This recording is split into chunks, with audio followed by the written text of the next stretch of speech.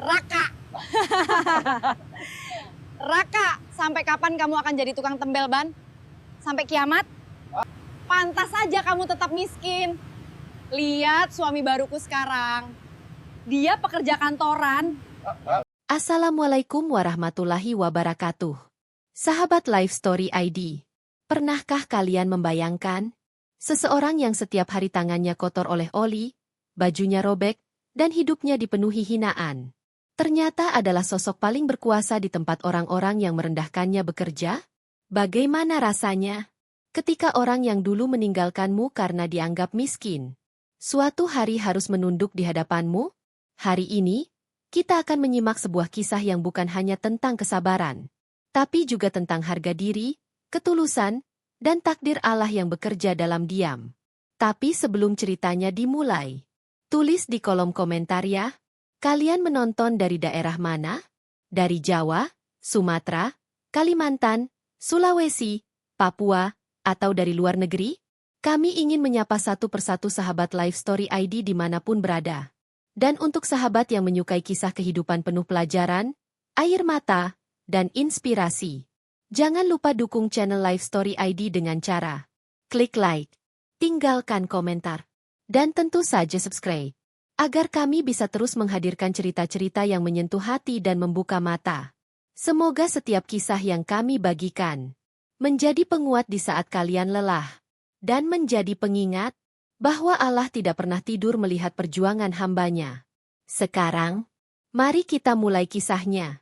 Langit pagi belum sepenuhnya cerah ketika Raka sudah berdiri di bawah atap seng bengkel tambal ban kecil di pinggir jalan kota. Usianya baru 24 tahun. Tapi wajahnya menyimpan kelelahan yang tak sebanding dengan angka di kartu identitasnya. Kaos abu-abunya sudah pudar. Bercak oli menghitam di bagian dada dan lengan. Celana kerjanya sobek di lutut kiri. Dan tangannya selalu berbau karet panas dan minyak mesin. Bengkel itu bukan miliknya. Hanya lapak sederhana yang ia bangun sendiri dari kayu bekas, seng karatan, dan terpal lusuh. Setiap hari, Raka duduk jongkok di pinggir aspal, menunggu ban bocor, velg peyang, atau motor mogok yang mampir. Kadang dapat banyak pelanggan. Kadang seharian hanya 1-2 motor lewat tanpa berhenti. Tapi Raka tetap datang setiap pagi, tanpa mengeluh, tanpa mengutuk nasib. Karena bagi Raka, bekerja itu bukan soal gengsi. Bekerja adalah cara bertahan hidup. Namun yang membuat hidupnya benar-benar terasa berat, bukanlah panas matahari, bukan hujan deras yang sering mengguyur lapaknya, melainkan kata-kata dari orang yang seharusnya menjadi tempat pulang. Istrinya sendiri. Namanya Nadia. Wanita berusia 23 tahun, cantik, modis, dan bekerja di sebuah kantor startup kecil di pusat kota. Dulu, saat Raka melamarnya dengan cincin sederhana dan janji hidup apa adanya, Nadia tersenyum sambil menangis bahagia.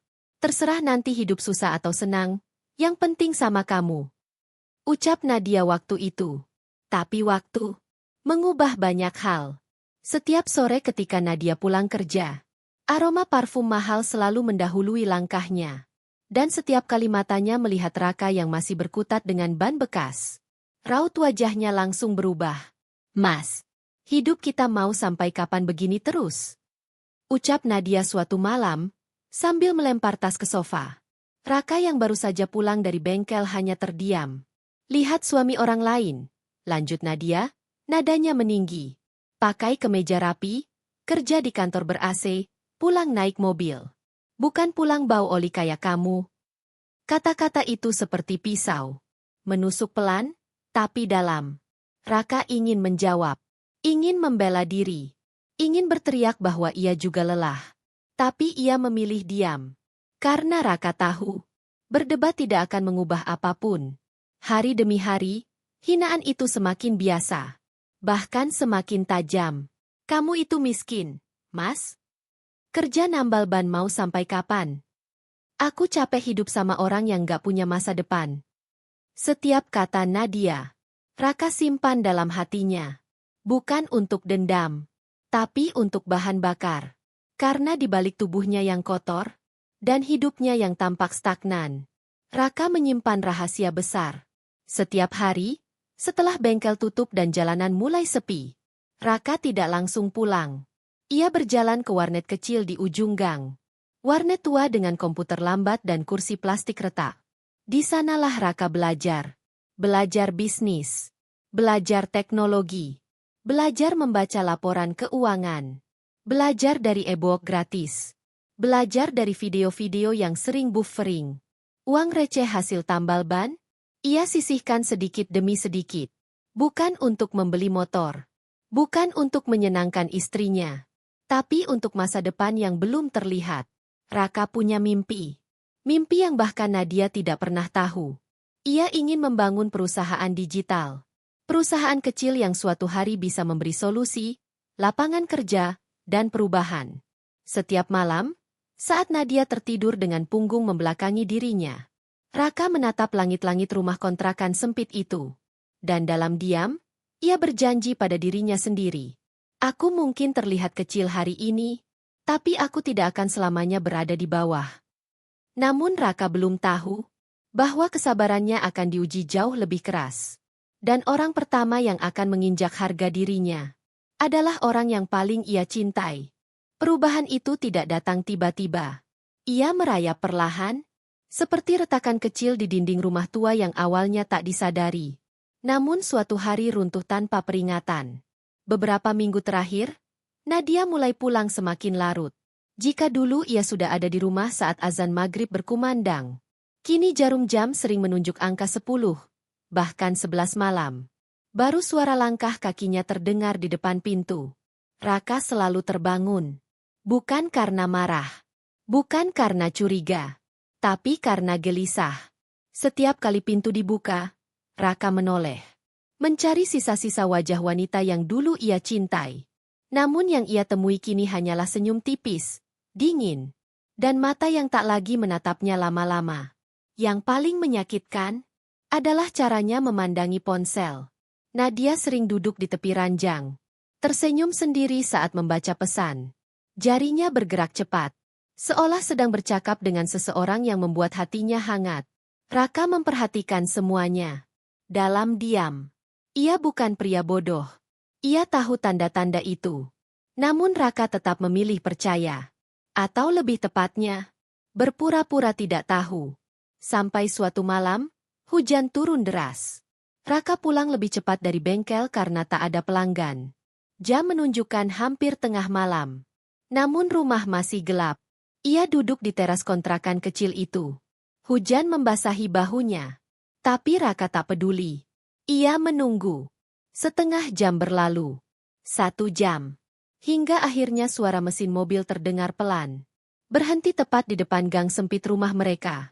Lampu mobil hitam itu menyala terang. Kontras dengan lingkungan sekitar yang gelap dan basah. Raka berdiri. Dadanya berdegup kencang. Pintu mobil terbuka. Dan dari dalam, turun Nadia. Bukan sendiri. Di sampingnya, seorang pria turun dengan senyum percaya diri. Rapi. Tampan. Memakai kemeja putih bersih dan jam tangan mahal. Pria itu menutup pintu mobil dengan santai. Lalu sedikit mencondongkan tubuhnya ke arah Nadia. Membisikkan sesuatu yang membuat Nadia tertawa kecil. Tawa yang tak pernah lagi Raka dengar di rumah. Langkah Raka terasa berat saat mendekat. Nat. Suara Raka pelan, hampir tenggelam oleh suara hujan. Nadia menoleh. Senyumnya langsung menghilang. Oh, kamu. Ucapnya datar. Pria di samping Nadia mengangkat alis. Menatap Raka dari ujung kepala sampai kaki.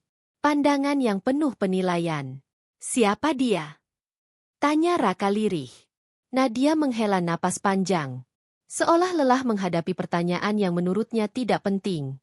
Namanya Vino. Jawab Nadia singkat. Teman kerja. Raka menatap Vino. Dan Vino membalas tatapannya dengan senyum tipis. Senyum orang yang merasa lebih tinggi. Masuklah, kata Nadia dingin. Besok kita bicara. Tidak ada permintaan maaf. Tidak ada penjelasan. Hanya perintah. Malam itu, Raka tidak tidur. Ia duduk di lantai, bersandar di dinding. Menatap jendela yang basah oleh hujan. Hatinya lah yang paling basah malam itu. Keesokan paginya, Matahari bersinar cerah. Seolah tak peduli dengan kehancuran yang sedang terjadi. Raka bangun lebih pagi dari biasanya. Ia berniat membuat teh hangat untuk Nadia. Namun saat melangkah ke ruang tengah, ia berhenti. Rumah itu sunyi. Terlalu sunyi. Lemari terbuka. Beberapa pakaian Nadia menghilang. Dan di atas meja kayu tua, terletak selembar kertas putih. Tangan Raka gemetar saat mengambilnya. Surat pengajuan cerai. Tanda tangan Nadia tertera jelas di bagian bawah. Tak ada sepatah kata pun. Tak ada penjelasan. Tak ada salam perpisahan. Hanya keputusan sepihak. Raka duduk perlahan. Kertas itu jatuh dari tangannya. Bukan tangis yang keluar. Bukan teriakan. Hanya hening. Yang paling menyakitkan bagi Raka bukanlah perceraian itu sendiri, tapi cara Nadia melakukannya. Cara ia pergi dengan bangga. Cara ia memilih pria lain sambil merendahkan Raka. Cara ia meninggalkan luka tanpa sedikit pun empati. Namun anehnya, Raka tidak hancur. Ia terluka. Ia sangat terluka. Tapi ia tidak jatuh. Hari-hari berikutnya, Raka kembali ke bengkel. Tetap menambal ban. Tetap menyapu lapak. Namun senyumnya hilang. Setiap malam, ia duduk di warnet atau di sudut bengkel, menatap layar laptop tuanya.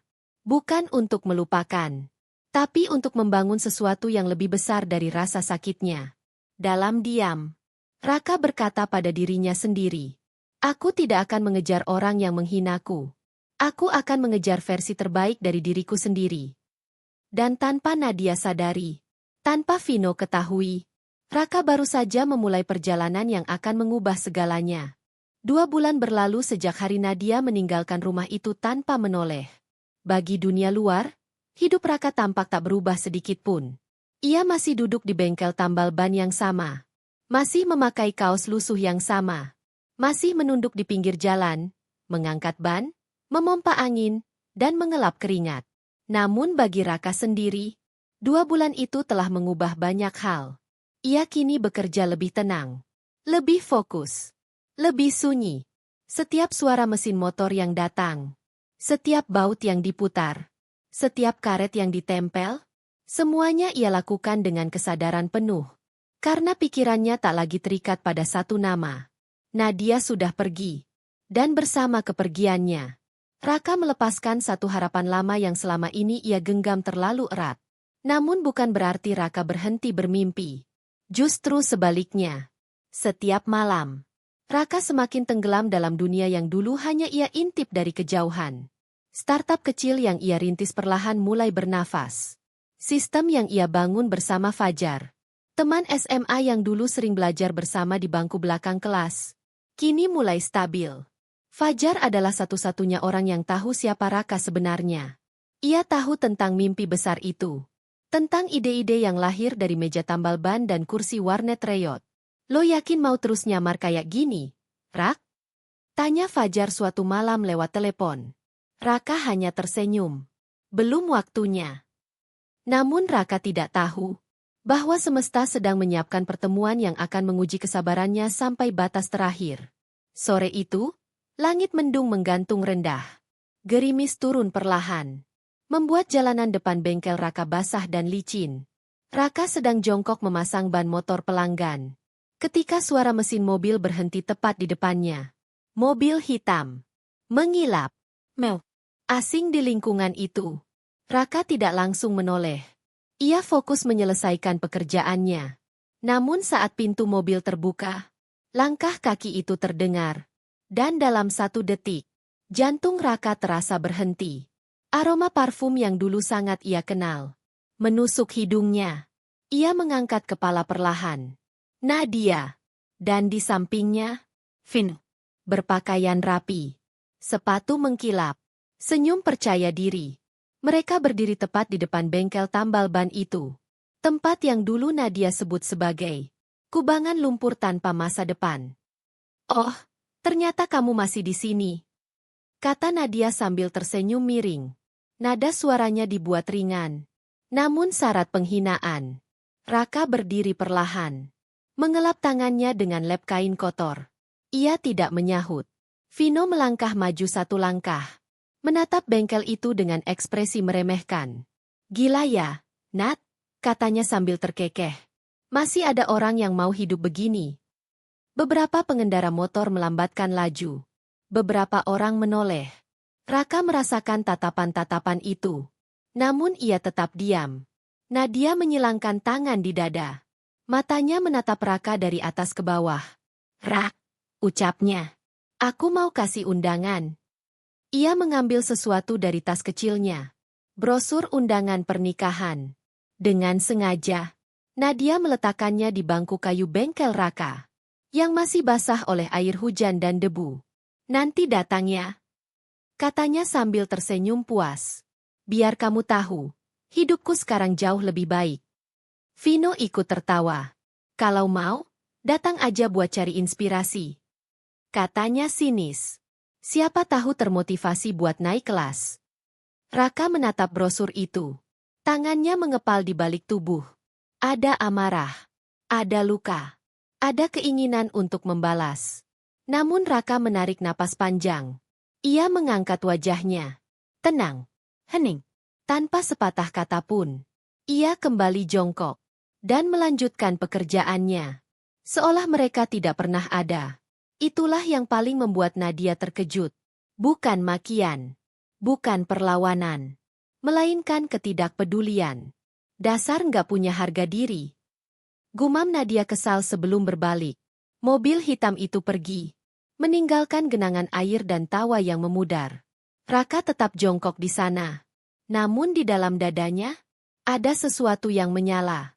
Bukan dendam. Bukan kebencian. Tapi tekad. Malam itu, Raka menatap layar laptopnya lebih lama dari biasanya. Ia membuka laporan perkembangan startupnya. Grafik perlahan naik. Angka-angka bergerak pelan tapi pasti. Pesan dari Fajar masuk. Rak, klien baru deal. Investor juga mulai serius. Raka tersenyum tipis. Ia menutup laptop. Menatap langit malam. Tenang, bisiknya pada dirinya sendiri. Waktuku belum datang, tapi akan datang. Dan saat hari itu tiba, semua yang menertawakannya akan terdiam. Selama ini, Raka sengaja memilih untuk tidak dikenal. Ia bisa saja muncul dengan jas mahal. Bisa saja duduk di ruang rapat ber-AC. Bisa saja memerintah dengan satu kalimat. Namun Raka memilih berada di belakang layar. Bukan karena takut. Bukan karena minder. Melainkan karena ia ingin melihat wajah asli manusia. Saat mereka merasa lebih tinggi dari orang lain. Perusahaan digital yang ia dirikan bersama Fajar kini telah berkembang pesat. Klien nasional. Investor asing. Nama perusahaan mulai sering disebut-sebut di dunia startup. Namun tak satu pun karyawan tahu. Siapa pemilik sebenarnya? Di struktur organisasi. Nama Raka Pratama hanya tertulis sebagai founder non-aktif. Tak ada foto. Tak ada profil publik. Dan disinilah ironi itu terjadi. Tanpa mereka sadari. Nadia dan Vino kini bekerja di perusahaan milik Raka sendiri. Nadia diterima sebagai staf administrasi biasa. Namun sikapnya berubah drastis. Ia sering memamerkan hubungannya dengan Vino. Berjalan angkuh di kantor. Meremehkan rekan kerja yang dianggap kelas bawah. Sedangkan Vino, dengan gaya bicara meyakinkan dan wajah tampan, diangkat sebagai kepala pemasaran. Ia pandai berbicara, pandai menjilat atasan, dan pandai menekan bawahan. Bagi Vino, dunia adalah panggung. Dan ia yakin, dirinya lah bintang utama. Fajar mengamati semuanya dari kejauhan. Ia tahu suatu hari nanti, kebenaran ini akan terungkap. Dan hari itu, akhirnya tiba. Pagi itu, kantor dipenuhi tawa. Beberapa karyawan berkumpul di pantry. Nadia tertawa keras sambil menunjukkan cincin di jarinya. Bos besar katanya mau datang hari ini. Kata salah satu karyawan. Vino menyeringai. Siapapun dia, pasti senang punya tim sekelas gue. Nadia ikut tertawa. Yang penting bukan orang kampungan. Kalimat itu menggantung di udara. Tanpa mereka tahu. Di depan gedung kantor, seorang pria berdiri. Kaos lusuh. celana kerja tambal ban, sepatu penuh debu. Raka. Ia menatap gedung tinggi itu tanpa gentar. Tangannya sedikit kotor oleh oli. Namun matanya tenang. Fajar menyambutnya di pintu masuk. Kamu yakin mau masuk dengan pakaian ini? Tanya Fajar pelan. Raka mengangguk. Justru ini yang aku mau. Mereka berjalan bersama menuju ruang utama kantor. Langkah Raka bergema di lorong marmer. Beberapa karyawan menoleh. Ada yang berbisik. Ada yang tertawa kecil. Siapa tukang itu? Nyasar kali. Nadia yang sedang berdiri di dekat meja resepsionis menoleh. Dan dalam sekejap, wajahnya membeku. Raka? Gumamnya lirih. Vino ikut menoleh. Alisnya terangkat. Ngapain dia di sini? Bisiknya dengan nada mengejek. Raka berhenti di tengah ruangan. Ia berdiri tegak. Diam. Memandang sekeliling. Ruangan itu sama seperti yang sering ia lihat lewat layar laptop. Namun kini, ia ada di dalamnya. Fajar melangkah maju. Suasana mulai hening. Karyawan sekalian. Ucap Fajar lantang. Hari ini kita kedatangan seseorang yang sangat penting. Beberapa orang berdiri. Beberapa menahan napas. Nadia mulai gelisah. Vino tersenyum kaku. Fajar menoleh ke arah Raka. Perkenalkan. Katanya dengan suara tegas. Inilah Raka Pratama. Hening. Pendiri, pemilik, dan CEO perusahaan ini. Detik itu juga, dunia Nadia runtuh. Wajahnya pucat. Tangan gemetar. Brosur undangan pernikahan yang dulu ia letakkan di bangku bengkel. Seakan terbayang jelas di kepalanya. Vino terdiam. Senyumnya hilang. Keringat dingin mengalir di pelipis. Tidak mungkin. Gumamnya pelan. Raka melangkah satu langkah ke depan. Matanya bertemu mata Nadia. Tidak ada kemarahan. Tidak ada kesombongan. Hanya ketenangan yang membuat siapapun merasa kecil. Aku percaya. Ujar Raka akhirnya. Kesuksesan bukan soal pakaian, bukan soal jabatan, tapi soal cara kita memperlakukan orang lain. Ia menoleh ke seluruh ruangan. Selama ini aku bekerja di pinggir jalan. Lanjutnya. Dan dari sanalah aku belajar. Siapa yang layak dipercaya. Dan siapa yang hanya pandai merendahkan. Tak ada satupun yang berani bicara. Nadia menunduk. Air matanya jatuh. Vino menelan ludah. Harga dirinya runtuh dalam sekejap. Raka menutup dengan satu kalimat pelan. Namun menghantam lebih keras dari teriakan apapun. Jangan pernah meremehkan seseorang, hanya karena kamu belum tahu siapa dia sebenarnya. Ruangan itu hening. Dan untuk pertama kalinya, Nadia dan Vino mengerti arti penyesalan. Hening itu bertahan lama. Terlalu lama. Tidak ada tepuk tangan. Tidak ada suara bisik. Tidak ada yang berani bergerak. Seolah-olah waktu berhenti tepat di detik ketika kebenaran terungkap. Nadia berdiri kaku. Kakinya terasa lemas. Pandangan matanya kosong. Seakan dunia yang ia bangun selama ini runtuh dalam satu tarikan napas. Pria yang dulu ia hina. Yang ia tinggalkan dengan ejekan. Yang ia anggap tidak punya masa depan. Kini berdiri di hadapannya. Sebagai pemilik segalanya. Air mata mulai jatuh dari sudut matanya. Bukan karena cinta. Bukan karena rindu. Tapi karena penyesalan yang datang terlalu terlambat. Di sisi lain, Vino tidak berkata apa-apa. Mulutnya terbuka. Namun tak satu kata pun keluar. Semua kalimat pintar yang biasa ia ucapkan di ruang rapat. Lenyap begitu saja. Tangannya mengepal. Matanya menunduk. Ia kalah bukan oleh jabatan. Melainkan oleh sikapnya sendiri. Raka memandang mereka berdua. Ia tidak menikmati momen itu. Tidak ada senyum kemenangan. Tidak ada rasa puas. Yang ada hanyalah ketenangan orang. Yang telah berdamai dengan masa lalunya. Aku tidak pernah berniat membalas. Ucap Raka pelan. Namun suaranya terdengar jelas di seluruh ruangan. Aku hanya ingin satu hal. Lanjutnya. Kalian belajar bahwa manusia tidak bisa diukur dari pakaian, jabatan, atau siapa yang ia temani. Nadia tidak sanggup lagi berdiri. Ia terduduk di lantai kantor. Tangisnya pecah. Maaf. Ucapnya terisak. Raka, aku benar-benar minta maaf. Ia menatap Raka dengan mata basah. Ada harapan kecil di sana. Harapan yang dulu ia buang sendiri. Aku salah menilaimu? Aku salah meninggalkanmu? Tolong, beri aku kesempatan. Beberapa karyawan menahan napas. Mereka menunggu. Apakah Raka akan luluh? Apakah ini akhir bahagia versi lama? Raka menunduk sebentar. Namun saat ia kembali mengangkat wajahnya, tidak ada kebencian. Tidak ada amarah. Hanya ketegasan. Aku sudah memaafkanmu. Kata Raka tenang. Tapi memaafkan tidak selalu berarti kembali. Nadia terdiam. Kalimat itu menghantam lebih keras. Daripada teriakan. Ada luka yang sembuh. Lanjut Raka. Tapi tidak untuk diulang. Ia menoleh ke arah Vino. Dan kamu. Katanya singkat. Cerdas. Tapi sombong. Vino mengangguk pelan. Untuk pertama kalinya, ia tidak membantah. Raka melangkah mundur satu langkah. Ia menatap seluruh tim.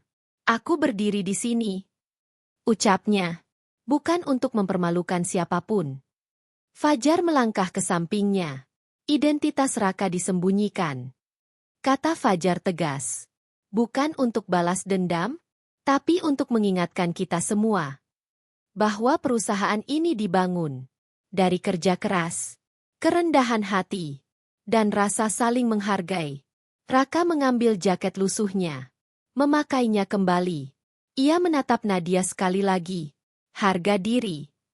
Katanya pelan. Lebih mahal daripada harta.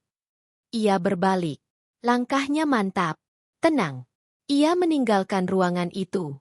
Tanpa menoleh lagi. Di belakangnya, Nadia terduduk di lantai. Tangisnya tak lagi bersuara. Bukan karena Raka pergi, melainkan karena ia sadar. Dirinya lah yang dulu memilih untuk meninggalkan segalanya. Dan hari itu, setiap orang di ruangan itu belajar satu hal. Jangan pernah meremehkan siapapun.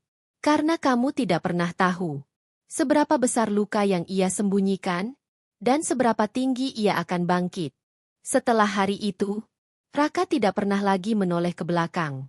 Bukan karena ia melupakan masa lalunya, melainkan karena ia telah berdamai dengannya. Hari-harinya kembali dipenuhi kesibukan. Namun kali ini, bukan lagi hanya antara ban bocor dan debu jalanan. Raka kini berpindah dari satu rapat ke rapat lain. Dari satu presentasi ke presentasi berikutnya. Perusahaannya berkembang pesat. Cabang baru dibuka di beberapa kota besar. Tim diperluas. Program pelatihan untuk anak muda dari keluarga sederhana mulai dijalankan. Raka punya satu prinsip yang tak pernah berubah. Kalau aku bisa naik, orang lain juga harus bisa ikut naik. Ia merekrut banyak anak muda yang dulu sering diremehkan karena latar belakang mereka. Lulusan SMK, anak tukang ojek, mantan buruh harian. Bagi Raka, potensi tidak pernah ditentukan oleh asal-usul. Nama Raka Pratama mulai muncul di media. Bukan karena mobil mewah, bukan karena rumah megah, tapi karena prestasi. Media menulis tentang pendiri startup digital yang berawal dari tukang tambal ban. Judul-judul itu viral. Namun Raka tetap sama. Ia masih datang ke kantor dengan pakaian sederhana. Masih duduk di ruang kerja tanpa sekat tinggi. Masih menyapa semua orang tanpa memandang jabatan. Sementara itu, kehidupan Nadia perlahan berubah arah. Setelah kejadian di kantor, ia menjadi lebih pendiam. Rasa percaya dirinya runtuh. Senyum sombong yang dulu ia banggakan, ia mulai menyadari bahwa selama ini, ia hidup dari penilaian orang lain. Dan ketika semua itu runtuh, yang tersisa hanyalah dirinya sendiri. Nadia mulai memperbaiki sikap. Ia datang lebih pagi, pulang lebih malam. Belajar kembali dari dasar. Bukan untuk Raka, tapi untuk dirinya sendiri. Sedangkan Vino memilih pergi. Ia mengundurkan diri dari perusahaan.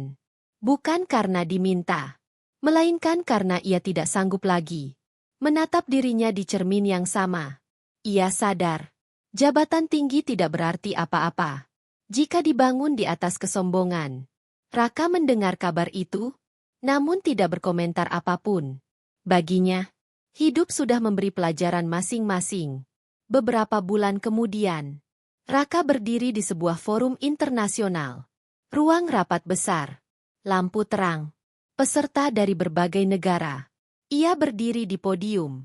Tenang, sederhana. Dulu, katanya dalam presentasi, saya belajar bisnis dari warnet kecil dan bengkel tambal ban. Beberapa orang tersenyum, beberapa terdiam.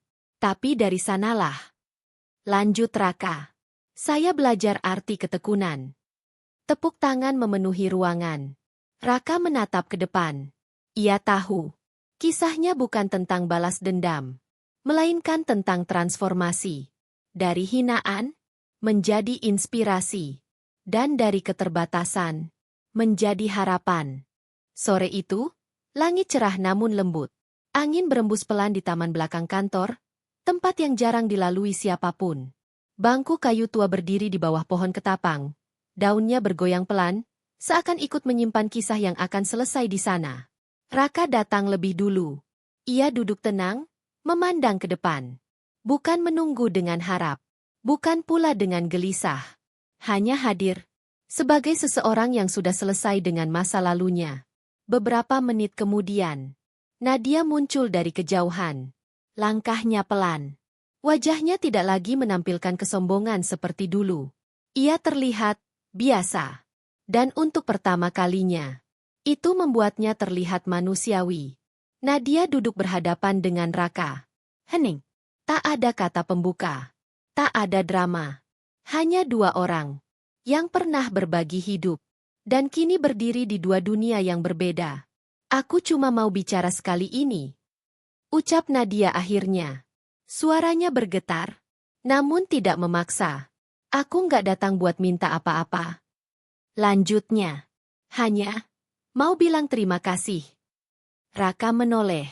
Ia menatap Nadia tanpa kebencian. Terima kasih karena pernah ada di hidupku, kata Nadia lirih. Dan terima kasih karena, tanpa kamu sadari, kamu ngajarin aku banyak hal. Raka mengangguk pelan. Aku tidak membencimu. Jawabnya tenang. Aku juga tidak menyimpan dendam. Ia menarik napas. Tapi ada masa lalu yang memang tidak ditakdirkan untuk diulang. Nadia tersenyum pahit. Aku tahu, katanya pelan. Dan aku terima. Ia berdiri. Sebelum pergi, Nadia menoleh satu kali lagi. Aku harap, ucapnya, hidup kamu selalu tenang. Raka tersenyum kecil. Aku juga berharap kamu menemukan versi terbaik dari dirimu. Jawabnya. Nadia pergi. Langkahnya perlahan menjauh, meninggalkan taman itu, dan juga seluruh harapan yang dulu pernah ia buang. Raka tetap duduk sejenak. Ia menatap langit. Hidupnya kini sederhana. Tidak berlebihan. Tidak gemerlap. Namun bermakna. Ia bangkit. Melangkah maju. Dan di sanalah kisah ini berakhir. Bukan dengan balas dendam. Bukan dengan kebencian. Melainkan dengan pelajaran. Bahwa kesabaran, kerja keras, dan keikhlasan selalu menemukan jalannya sendiri. Pesan moral dari cerita ini adalah, jangan pernah merendahkan siapapun. Kesabaran tidak membuatmu kalah. Ia sedang mempersiapkan kemenangan. Ketulusan mungkin sunyi, tapi ia tidak pernah sia-sia.